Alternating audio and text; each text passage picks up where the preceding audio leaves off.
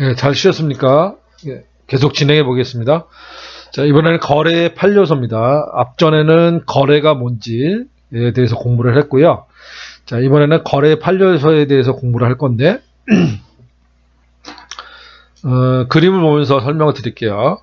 자, 우리가 이제 회계 장부는 항상 둘을 나눠서 왼쪽을 차변, 오른쪽을 대변이라고 그렇습니다. 그런데 이 거래에 대한 내용을 기록을 하는데 여기 있는 것은 약속입니다. 어떤 그 자연적 이치가 아니라 이렇게 하기로 약속을 한 거기 때문에 이 약속을 충실하게 따라 주셔야 됩니다. 그래서 차변 쪽에 기록하는 게 있고요. 대변 쪽에 기록하는 게 있습니다. 우리가 이제 요거를 먼저 좀 기억을 하시면 이해하기가 좀 편합니다. 재무상태표를 보시면 재무상태표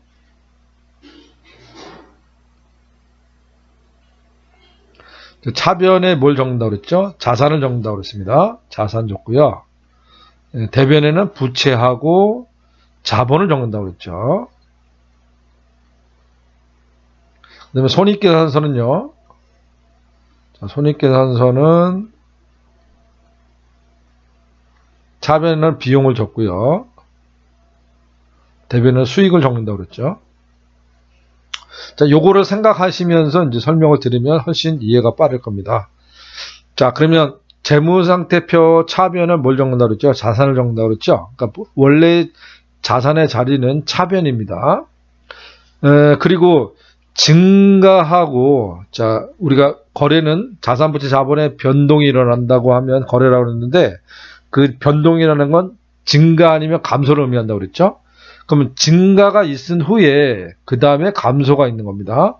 감소가 먼저 일어나고 증가가 될 수는 없어요. 그러니까 증가가 있고 그 다음에 감소가 일어납니다. 그러면 자산의 원래 자리 어디예요? 차변이죠. 그럼 자, 자산의 증가는 차변에 적는 겁니다. 원래 자산의 증가가 차변이었으니까요. 그럼 자산의 증가가 차변이면 자, 증가 아니면 감소니까 자, 자산의 감소는 어디일 수밖에 없어요? 대변일 수밖에 없죠. 대변에 적습니다. 그러니까 자산이 증가되는 거는 차변, 자산이 감소되는 거는 대변에다 기록을 한다. 약속입니다. 그 다음에 부채 볼까요? 자, 부채는 본래 자리가 어딥니까? 대변이죠. 자, 그리고 증가가 먼저라 그랬어요. 자, 그러니까 부채의 증가는 대변이 되는 거죠. 자, 원래 대변이 부채 자리니까요. 그러면 부채가 증가하는 거 아니면 부채가 감소하는 거 두 가지밖에 없으니까 자, 부채의 증가가 대변이면 부채가 감소하는 건 어디겠어요? 차변이겠죠. 그래서 차변에다가 부채 감소를 적습니다. 자, 이번엔 자본입니다. 자본도 본래 자리가 어디예요? 대변이죠. 자, 그러니까 자본이 증가하는 건 대변에 적습니다. 그럼 자본이 감소하는 건 차변에 적을 수밖에 없죠. 네, 이걸 외우지 마시고 재무상태표하고 손익계산서를 생각하시면 됩니다. 그래서 자산은 재무상태표 차변은 차변은 자산이고요. 대변은 부채하고 자본이니까 자산의 증가는 차변, 자산의 감소는 대변. 자, 부채 증가 원래 자리가 부채는 대변이니까 부채 증가 대변. 반대 부채 감소는 차변이죠. 자, 자본도 마찬가지로 원래 대변 자리니까 자본의 증가는 대변이고 반대는 자본의 감소 차변이겠죠. 그 다음에 손익계산서도 보면 비용은 어디에 적어요? 차변에 적고 수익은 대변에 적잖아요. 그러니까 비용의 발생은 차변, 자, 수익의 발생은 대변이 되겠습니다. 이렇게 해서 차변 요소 4가지가 있고요. 대변 요소 4가지, 총 8가지죠. 그래서 이거를 거래의 8요소라고 합니다. 항상 거래라는 건 차변 요소 하나하고 대변 요소 하나가 짝을 이루도록 되어 있어요. 그거를 거래의 이중성이라고 합니다. 원인과 결과. 자, 차변 요소 하나와 대변 요소 하나가 짝을 이룬다. 그게 거래의 이중성이라는 말입니다. 자, 다시요. 자, 이렇게 차변 요소 4가지 하고 대변 요소 4가지, 총 8가지죠. 자, 이 8가지를 뭐라 그런다? 거래의 8요소라고 하고요.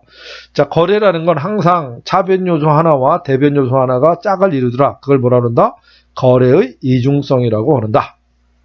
자, 다시 말씀드리면 이렇게 차변끼리 대변끼리는 절대 결합될 수가 없습니다. 그러니까 예를 들어서 자산이 증가하면서 부채가 감소하는 그런 거래는 없다는 거예요. 그러니까 자, 차변은 차변끼리, 대변은 대변끼리 결합될 수 없다. 항상 차변 하나하고 대변 하나가 짝을 이루더라. 그걸 뭐라 그래요? 거래의 이중성이라고 한다. 그래서 자, 차변에다가 적을 거, 대변에다 적을 거를 알아야 된다는 거죠. 그러면 우리가 이제 분계라는 걸 해볼 텐데요. 분계는 거래를 파악해서 분계장에다 기록하는 게 분계인데, 자, 이 분계를 잘 하려면 자, 계정을 알아야 돼요. 이게 자산 계정인지 부채 계정인지 자본 계정인지 알아야 되고요. 이게 비용 계정인지 수익 계정인지를 알고 그 다음에 자, 차변에 적어야 되는지 대변에 적어야 되는지만 알면 우리가 분결을 완벽하게 할 수 있는 겁니다. 그래서 요거 거래 판례소하고 계정 요거를 잘 공부를 해 놓으시면 이제 회계를 잘 할 수 있는 겁니다. 자, 그래서 차변, 대변 요거 자, 차변의 4가지, 대변의 4가지 외우지 마시고 자, 재무상태표하고 손익계산서를 생각해 보면 자, 원래 증가가 본래 자리니까 증가가 있어야 감소가 있을 수 있잖아요. 그러니까 증가를 생각해 보시면 자산은 차변, 자, 부채 증가 대변, 자본 증가 대변이죠. 감소는 반대쪽이 될 겁니다. 자, 비용의 발생, 자, 이게 비용 증가라고 그냥 생각을 하셔도 됩니다. 비용의 발생, 비용 증가라는 말을 쓰지 않지만 비용의 발생, 수익의 발생. 자, 수익의 증가는 자, 비용의 증가 차변, 수익의 증가 대변. 그러니까 차변 4가지, 대변 4가지 꼭 아셔야 되고요. 같은 변끼리는 결합될 수가 없다는 것도 꼭 알아두시기 바랍니다. 자, 그래서 거래의 결합 관계에 대해서 공부를 했고요. 자, 여기서 이제 한번 공부를 해볼까요? 자, 다음 거래에 대한 결합 관계를 분석하시오. 이렇게 되어 있습니다. 바로 옆에다 써볼게요. 자, 1번입니다. 자, 건물을 매입하고 건물을 샀으니까 건물이라는 자산이 증가했죠. 그럼 자산 증가가 이루어졌습니다. 자산 증가 차변이었죠? 자산 증가. 자, 그 다음에 현금으로 지급했으니까 현금이라는 자산이 감소했겠네요. 그럼 자산의 감소 어디요? 대변이죠. 그러니까 자산 감소, 대변. 자, 두 번째 갈까요? 그럼 이 거래는 자산 증가, 자산 감소네요. 자, 현금 90만 원을 출자해 회사를 설립했다. 그럼 현금이라는 자산이 증가했겠네요. 그럼 자산이 증가했고요. 자, 대변에는 출자를 받은 거는 자본이 증가하죠. 그러니까 자본이 증가하겠습니다. 자본 증가 대변이죠. 자, 이렇게 하시면 되고, 자, 세 번째, 자, 줄 맞춰서는 못 쓰겠습니다. 그냥 번호로 구별을 할게요. 자, 상품 8만 원을 외상으로 구입했다. 그러면 상품을 사왔으니까 상품이라는 자산이 증가했겠네요. 그럼 자산이 증가했다. 상품이라는 자산이 증가했죠.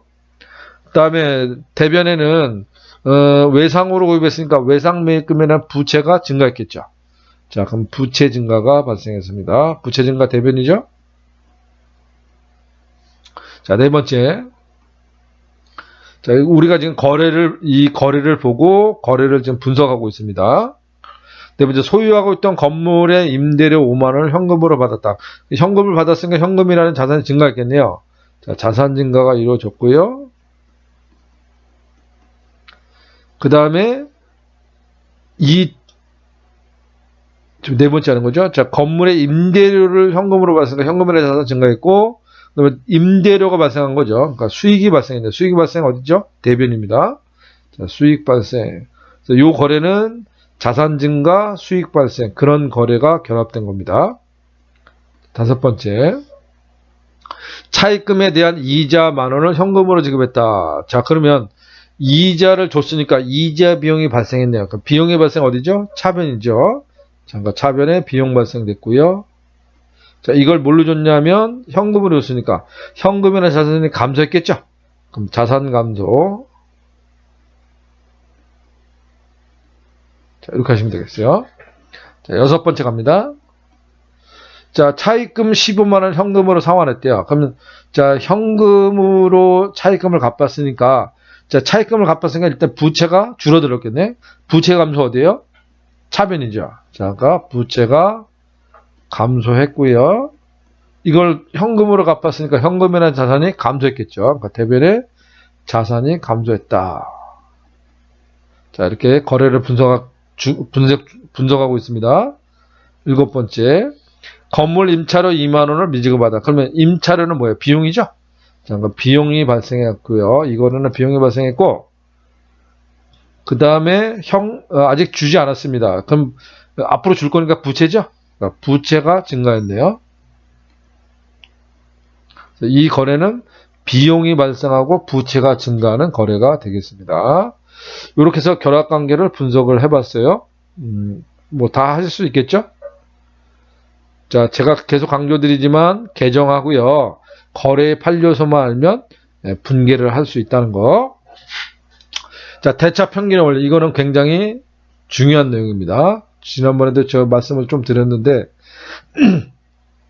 항상 그 복식부기에는 자기검증 기능이 있다는 거잖아요. 그 자기검증은 뭘로 한다? 자기검증은 뭘로 하냐면 이 대차 평균의 원리를 이용해서 자기검증을 하는 겁니다.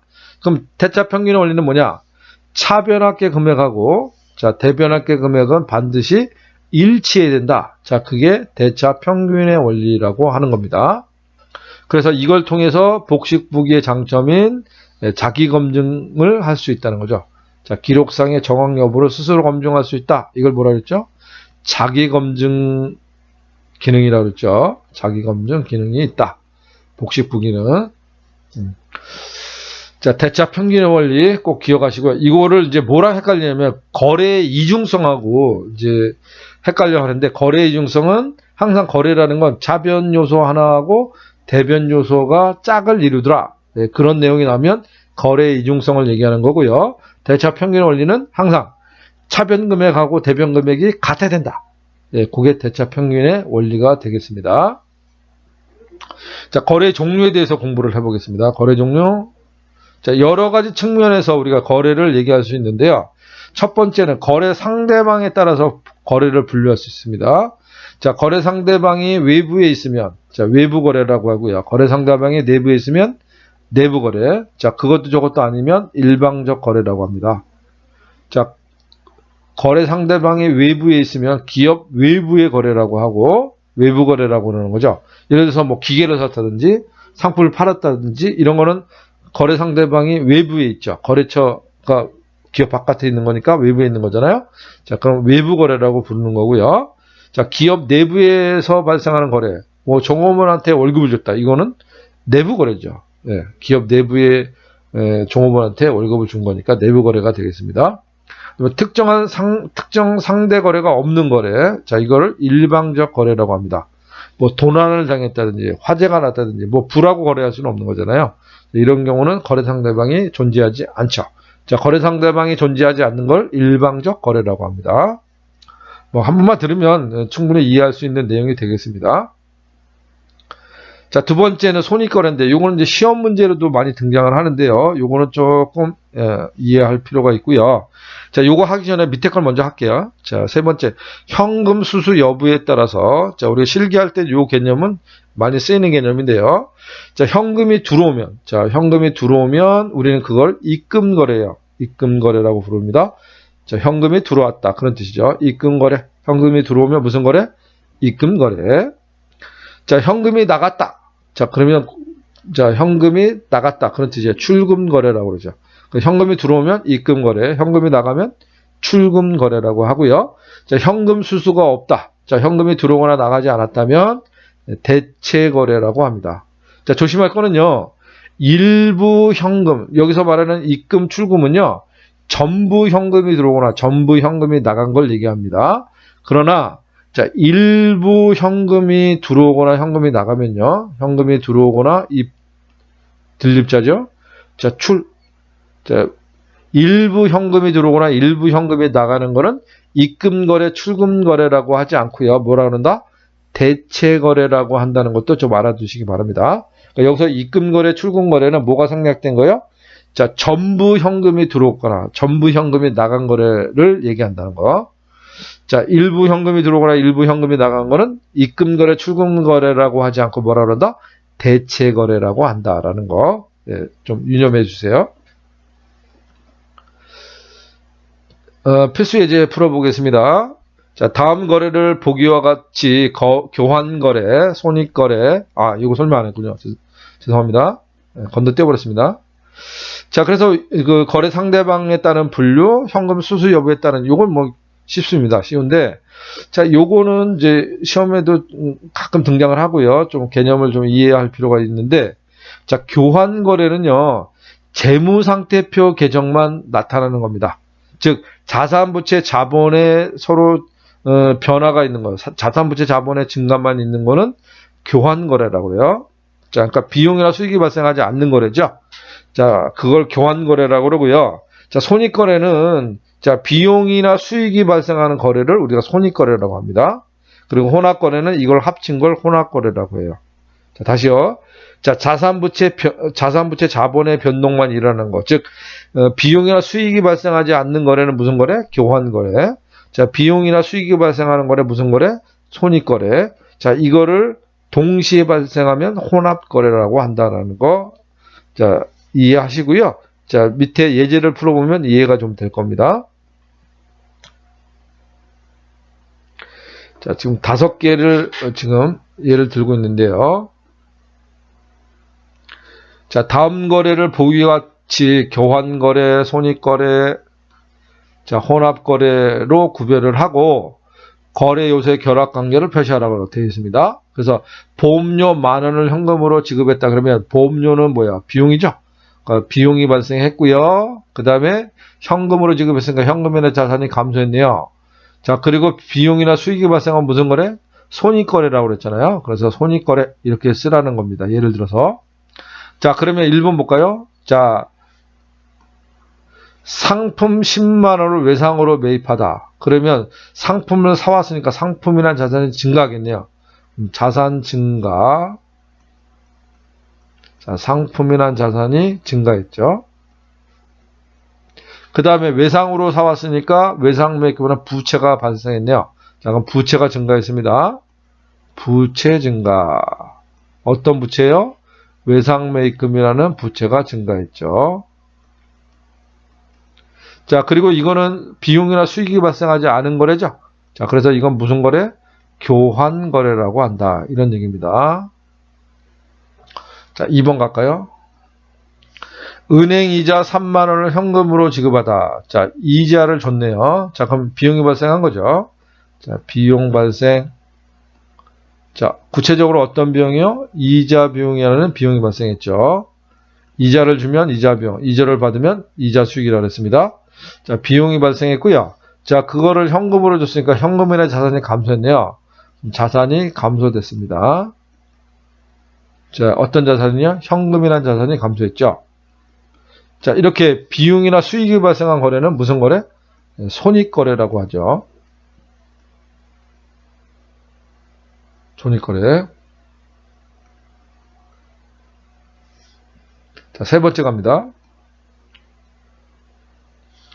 자, 현금 50만 원 출자해서 영업을 개시했대요. 그러면 현금이라는 자산이 증가했습니다. 그럼 자산 증가. 자, 구체적으로 현금이라는 자산이 증가했죠.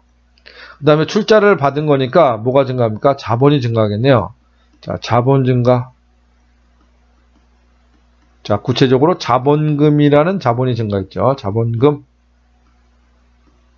자, 이것도 수익이나 비용이 발생하지 않은 거래네요. 그럼 무슨 거래? 교환 거래. 이렇게 되겠고요. 자, 네 번째 갑니다.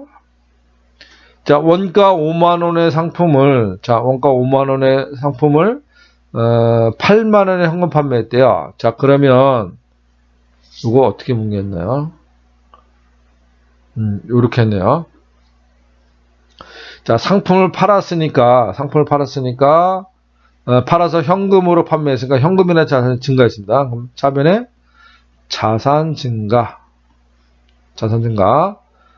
현금이 들어왔으니까 현금이나 자산이 증가했죠. 그 다음에 요거는 조금 문제가 있긴 한데 일단 요렇게 설명을 한번 해볼게요. 이렇게 분개는 잘 하지 않는데 요걸 설명하기 위해서 지금 문제를 만든 거니까 여기에 맞춰서 설명을 해볼게요. 자, 그러면 상품을 팔았으니까 상품이나 자산이 감소했겠네요. 그럼 대변에 자산이 감소합니다. 자, 어떤 자산이 감소합니까? 상품을 팔았으니까 상품이란 자산이 감소했겠죠. 자, 그리고 예를 들어서 1,000원짜리인데 1,000원 주고 사왔는데 이걸 1,500원에 팔았다. 그러면 이익이 생겼죠. 자, 그걸 우리는 수익이 발생했으니까 수익 발생이고요.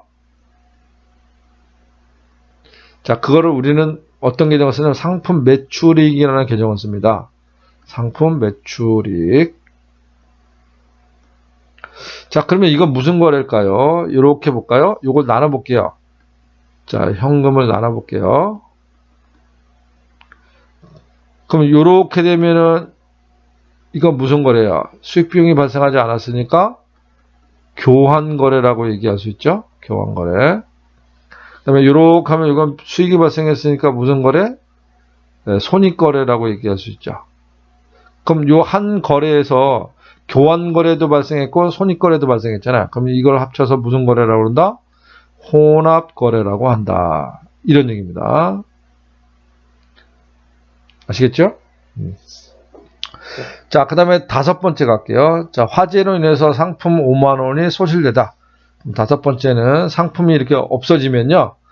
재해 손실이라고 해요. 천재지변 등으로 인해서, 이걸 먼저 비용 발생이죠. 재해 손실이라는 비용이 발생했습니다. 자, 재해 손실. 자, 그 다음에 상품이라는 자산이 감소한 거죠. 자, 불에 탔으니까요. 그럼 상품이라는 자산이 감소했습니다. 자산 감소. 어떤 자산이요? 상품이라는 자산이. 자, 그럼 여기 비용이 발생했으니까 이건 무슨 거래다? 손익거래가 되겠네요. 손익거래. 자, 이렇게 파악을 하시면 되겠죠. 그래서 자산, 부채, 자본 계정만 증감이 일어나면 우리는 그걸 교환거래라고 하고요. 비용이나 수익이 발생된 거래는 손익거래라고 하고, 자, 교환거래와 손익거래가 동시에 발생하면 무슨 거래? 혼합거래다라고 얘기할 수 있습니다. 좀 이제 문제 풀어보니까 이해할 수 있겠죠? 네, 다음으로 갈게요. 자, 계정과 계정 기입 방법이 나오는데, 요거는 그냥 끊어서 하겠습니다. 자, 여기까지 하고 쉬었다가 또 할게요.